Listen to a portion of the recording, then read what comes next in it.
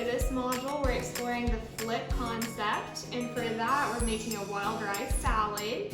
So this specific recipe is known as the Three Sisters. It's a wild rice salad, and that refers to the corn, squash, and beans that Native Americans relied upon for centuries. And these plants were the basis for many dishes that originate in the Americas. So you can see we're going to be using our corn. I've got some asparagus in there. We've got our queso fresco and different kinds of vegetables, butternut squash, our low sodium beans. And it's gonna be delicious. Right, so one of the key features of this recipe is that it's diabetic friendly, and one huge aspect of that is our carbohydrates. So I've rinsed this rice really well, and what that does is it just removes a lot of the excess starch that might be in the packaging or on the outside of the rice. We want to use unpearled rice if possible. So then I'm gonna add a cup of rice into boiling water, and we'll move on to the next step from there. All right, our rice is cooking, and so now we're looking to add some low-carb veggies. So this recipe only asked for butternut squash and corn, but I went ahead and added some other different colored vegetables just to give it some more flavor. And I just added some chili powder and cayenne and a little bit of salt. So it's whatever you want to do to make this your favorite dish.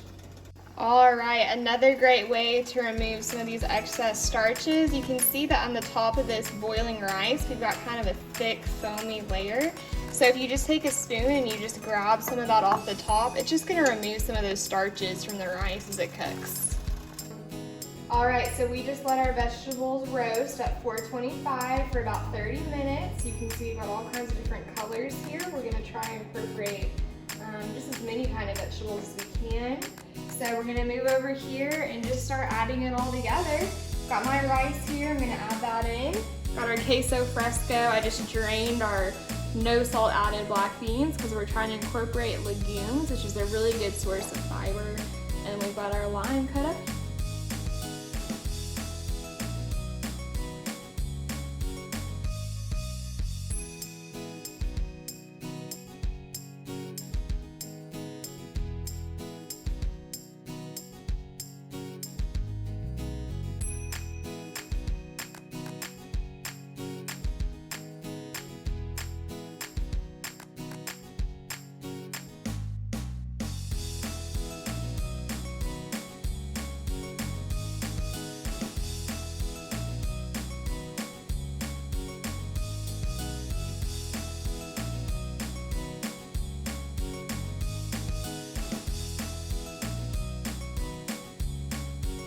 All right, so we've got our final product here.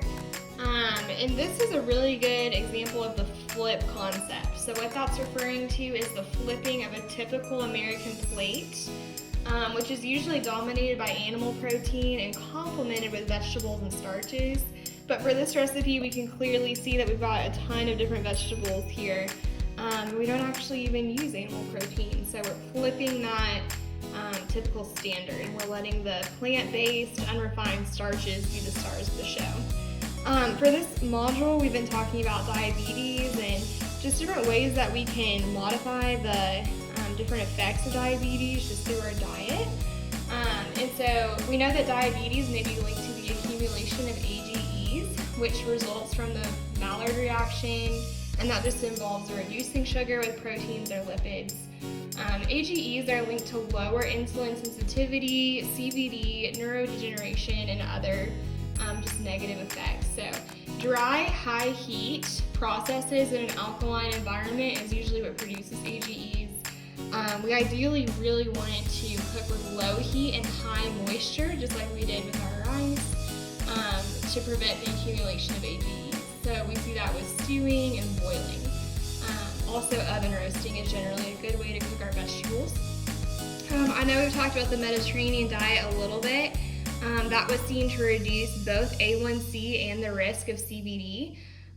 With diabetes, we really want to assess diet to reduce hyperglycemia in the short term and prevent macro and microvascular diseases associated with diabetes in the long term.